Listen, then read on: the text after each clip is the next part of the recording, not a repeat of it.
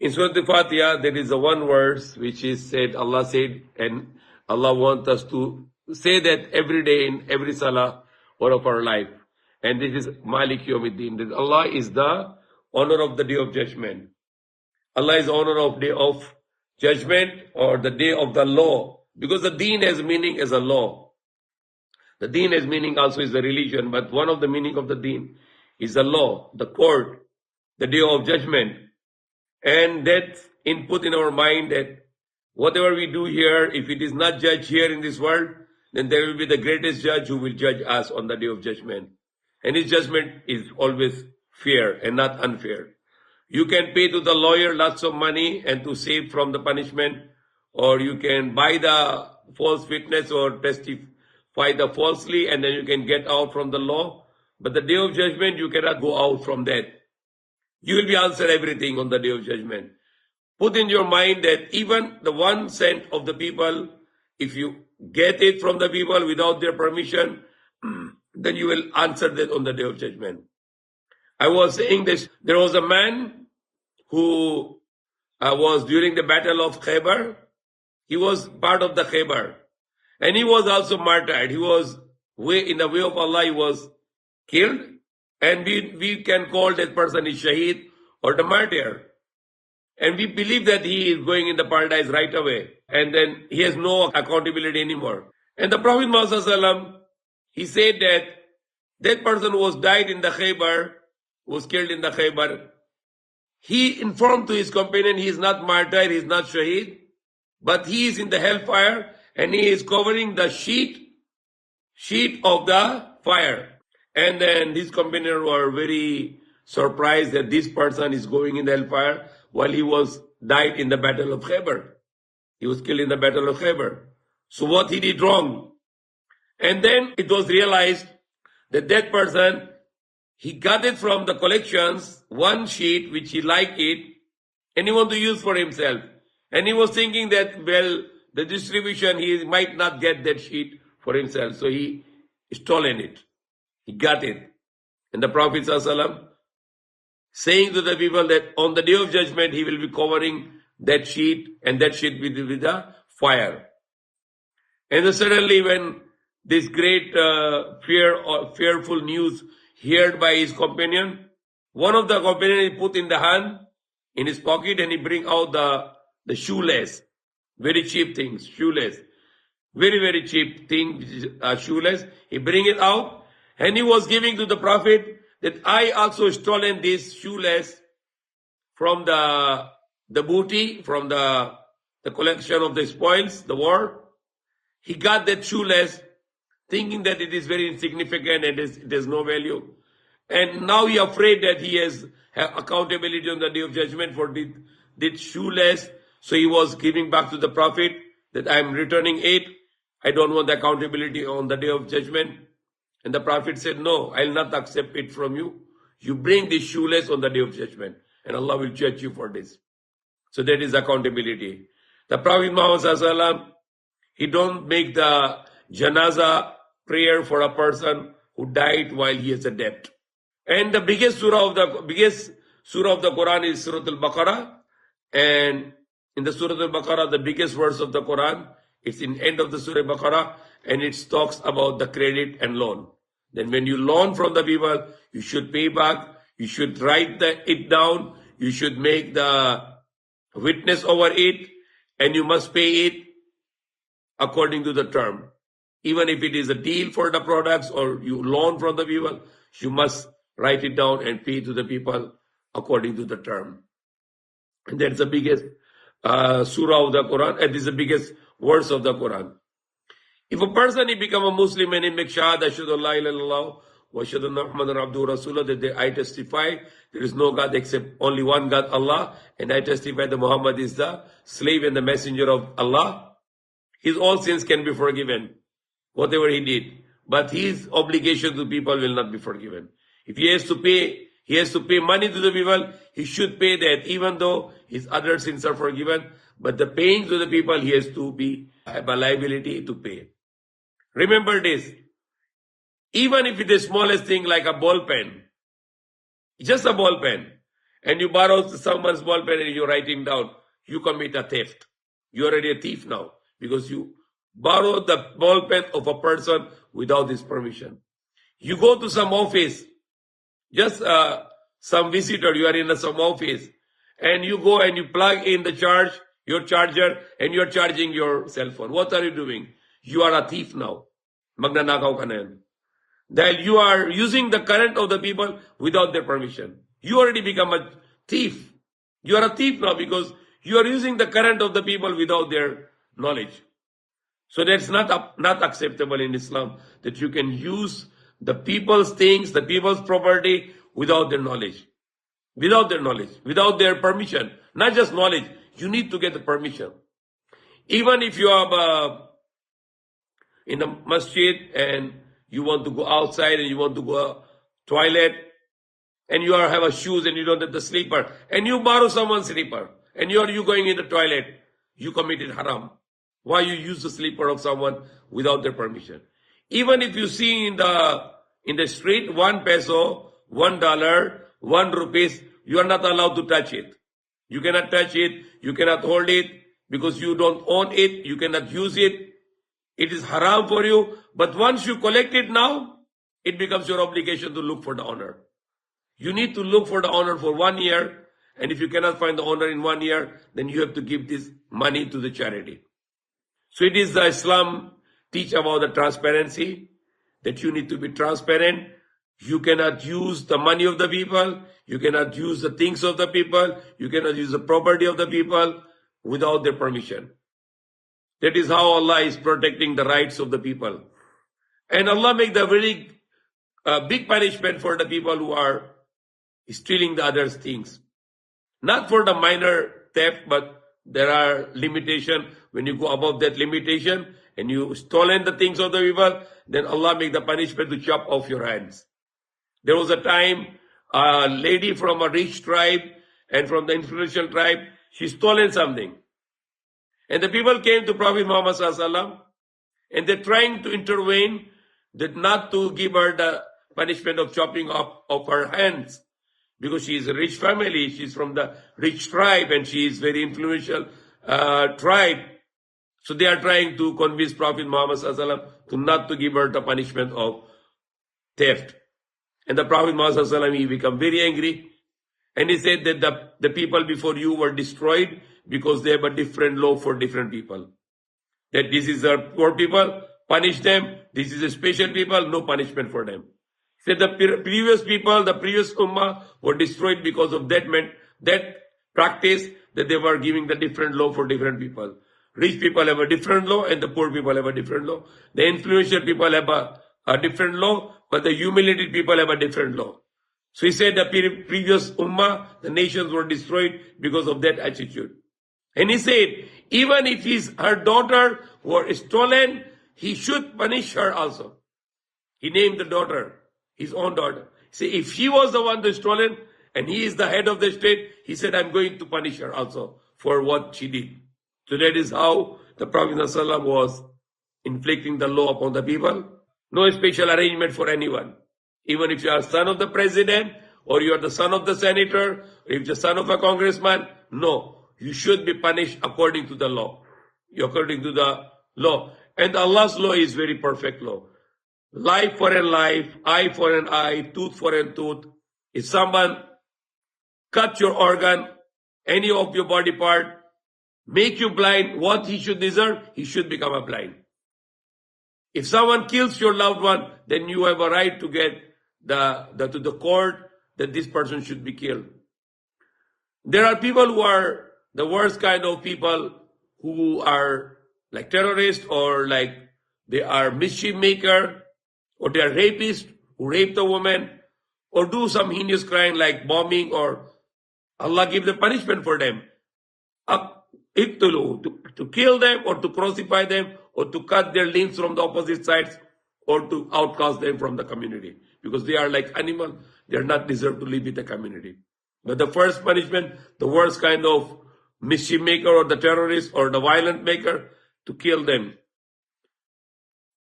Now this is one of the crime which our people are committing today. You know, America is number one in everything. America is number one in crime. In America, there are hundreds of millions of theft every day. People are losing their ID, the credit cards, their debit cards, their money, they're hacking on the computer. And there are trillions of dollars have been stolen by the people with the different techniques. And they cannot control this. Only to control is the strict law that we have to protect the property and the lives of the people. The thief is not going to come to you and say, excuse me, I want to steal from your house. Can you allow me to do? No. He will come with a gun. If you don't let him to steal, he might hurt your family. So they need to be deserve a hard punishment because they are destroying the peace of the people, the peace of the communities because of their bad attitude. Some thieves are not really a thief, but they are in necessity. Their people are, their family is hungry and they have no food and the rich people are not helping them. So they are stolen something for the means of the food because of the cruelty of the rich people are not sharing their wealth with those unfortunate people to give them the food for their family. So these people have no punishment in Islam because they are not a professional thieves, but they are thieves because of the cruelty of the rich people who are not sharing their wealth to the poor people and they are enforcing them hunger upon them. Like what happened the time of the Umar radiallahu anhu, when he was a Khalifa. A rich man came with his employees. His employees were together and he was telling to Umar radiallahu anhu that this man, he slaughtered my camel and he feed all the employees without my permission. And Umar said to this man, why you did this? I have to punish you.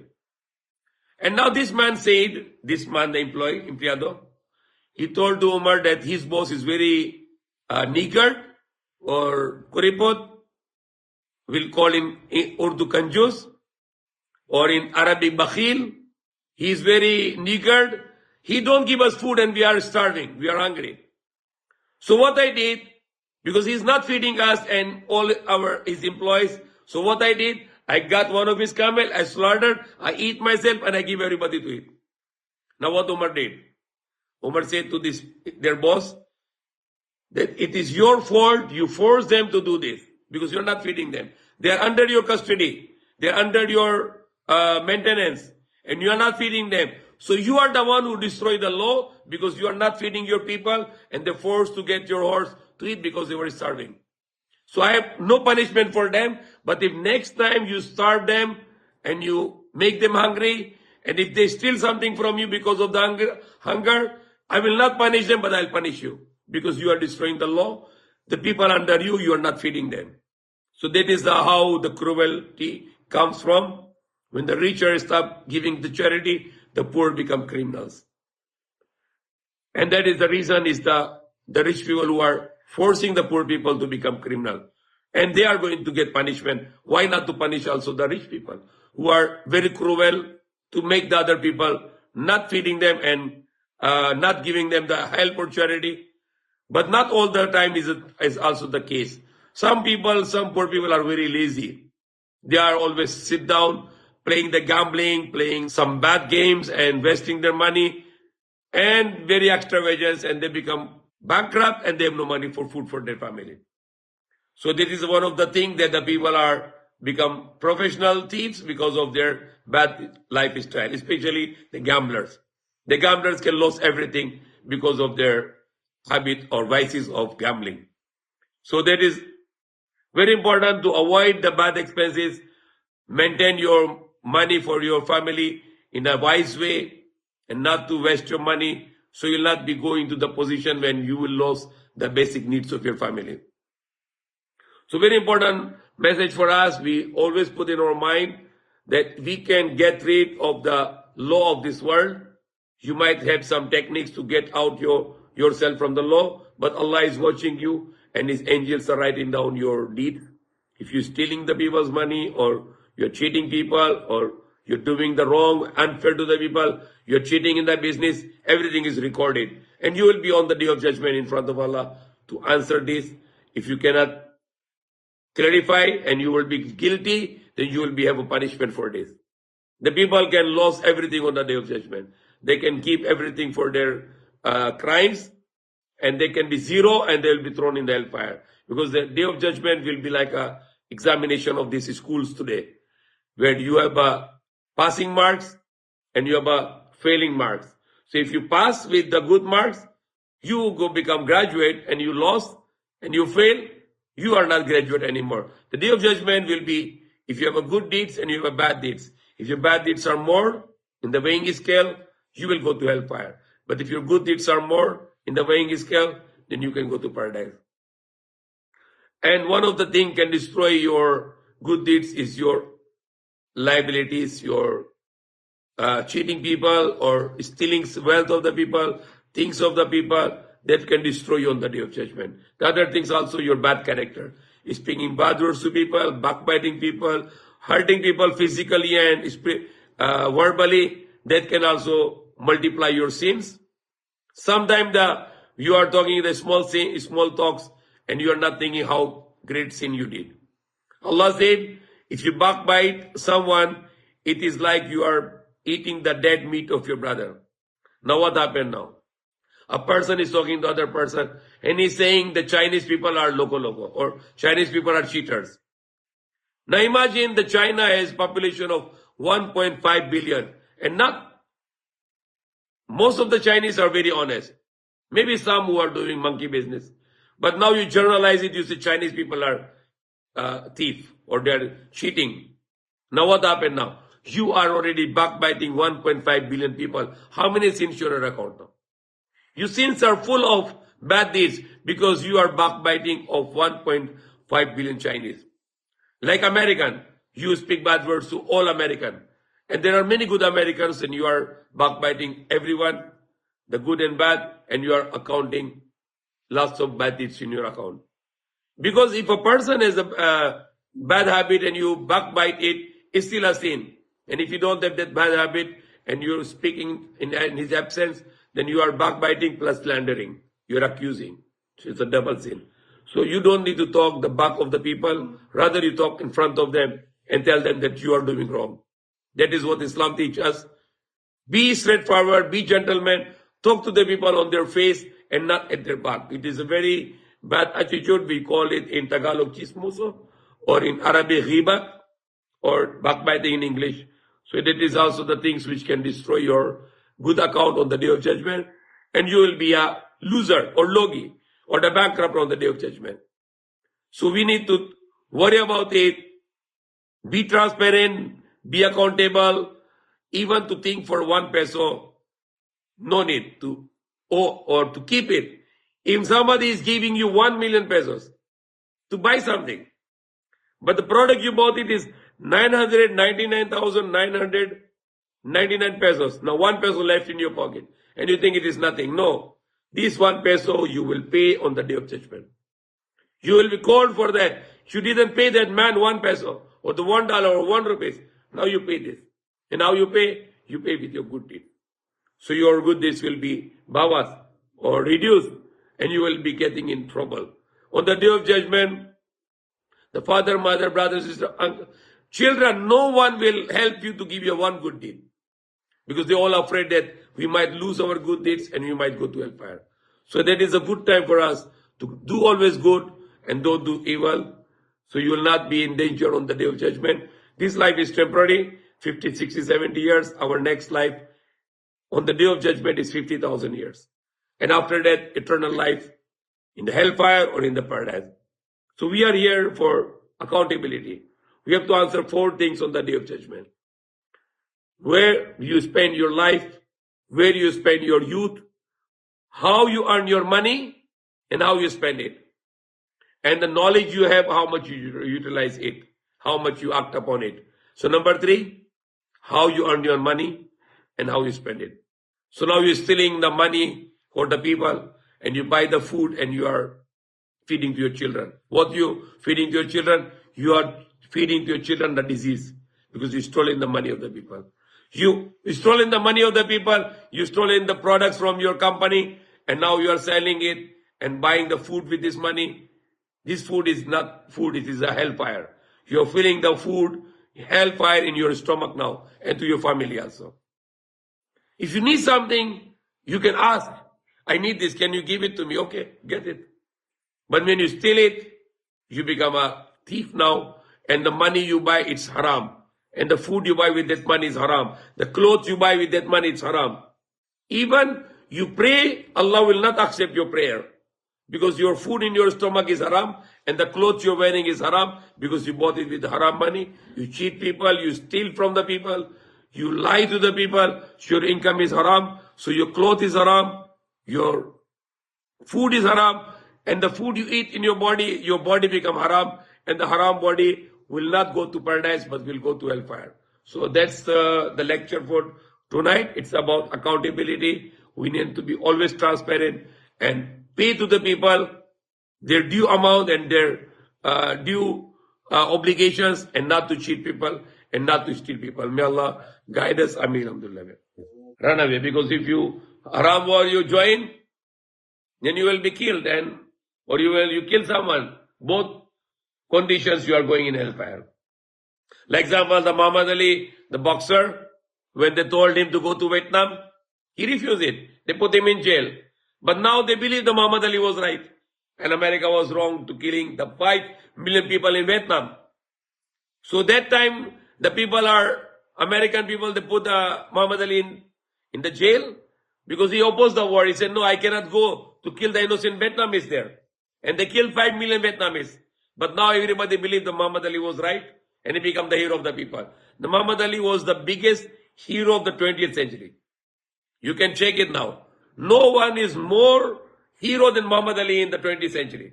The last 100 years, he was the biggest hero in the whole world.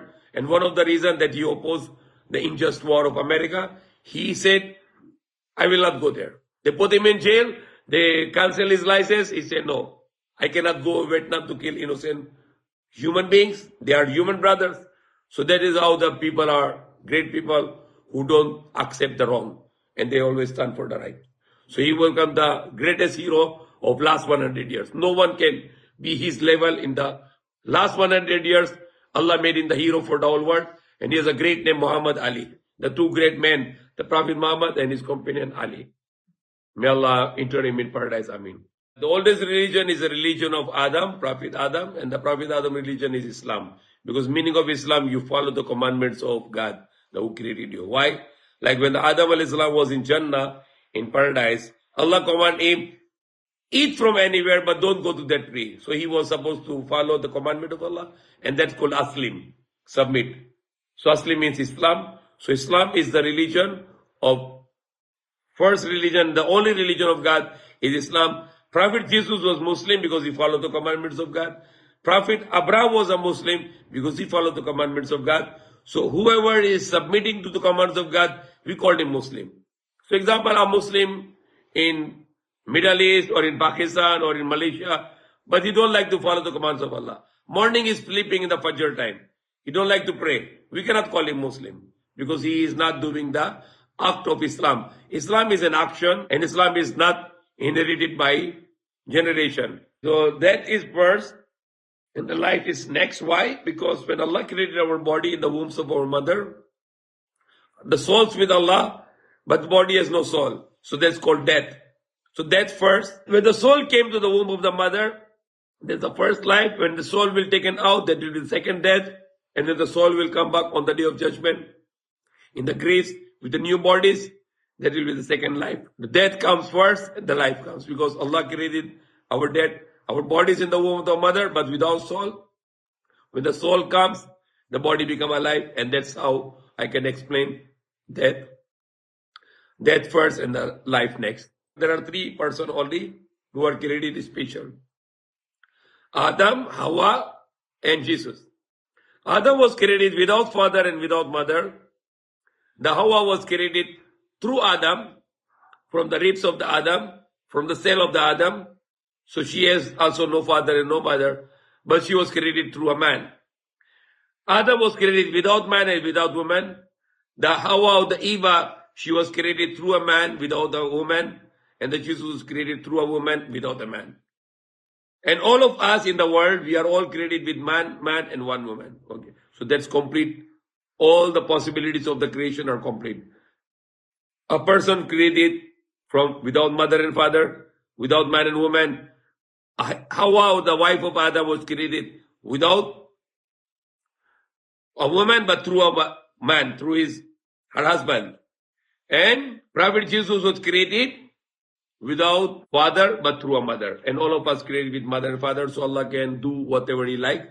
All of us are creation of Allah. The only one creator is Allah. All of us are creation of Allah. Prophet Jesus was a creation of Allah, created by Allah. And he was not son of God, but he was son of Mary. And God created him without father, but through a mother. There is no murder because the sperms are not yet fertilized. No, it's not like. The sperms are just a cells. And that cells cannot become alive until it becomes joined with the egg cell. Moving, everything is moving. Even the bacteria are moving also. But for example, this Yakult you drink, it has 8 billion bacteria. So you're killing 8 billion bacteria. So moving is not the problem. Life, soul should not be go out. So it's not alive. A sperm is not alive. This is a very good question. I was explaining that deen has a two meaning. One is the deen Islam is a religion. You pray 5 times a day, fasting, or do Hajj. This is the deen of religion, rituals. The other meaning of deen is a batas. Okay. I cannot force someone, you become a Muslim, you pray 5 times a day, I cannot force. Because Allah said, la ikrah fi din. But I can implement the law. So Islam is a law also. Law means you cannot drink alcohol, you cannot steal, you cannot kill, you cannot do rape, you cannot make robbery, and you cannot say, okay, you have a free choice. If you like, you can steal. No. You cannot steal, you cannot kill, you cannot rape. So Islam has a two meaning. The deen has a two meaning. One meaning of deen is the rituals. You pray, you fast, you go Hajj and Umrah, that's okay. The other meaning of Islam is deen, meaning is batas, the law. And that you can force on people. You cannot steal, you cannot cheat, you cannot rape, you cannot murder, you cannot robbery. So that is the two things which people are confusing. Sometimes they think Islam has the force. No. Islam, in religion matter, no force. If you are Muslim, you like to Christian, okay, go ahead. You are Muslim, you like to become Hindu, go ahead, no problem. No force. You cannot say, no, you are Muslim, you should die Muslim. No. If you are Muslim, you like to go ahead with Christianity. We have no problem. We have many Muslim members in the world, billions already. So it's open door. Okay, go ahead, go. You like Christian, go ahead, no problem. So there is no force in the matter of religion. But when Islam is a law, even you are Muslim or not Muslim, you follow the Islam. You cannot drink. Why? Because if you drink, you will kill people. You will make accident to the people. You cannot say, I don't like to follow the law of Islam, I can kill people. No. You must follow the law of Islam. You are not allowed to kill people. If you kill people, you will have a punishment. You will be killed also by the law, by the court, by the judge. So that's a very good question. The deen has a two meaning. One meaning of deen is religion or the rituals. The other meaning of deen is a law. So deen has a two meaning. The Quran, the word says a meaning, the internal meaning and external meaning. So some meanings who are very visible, some meanings are deep meaning which you need to learn it.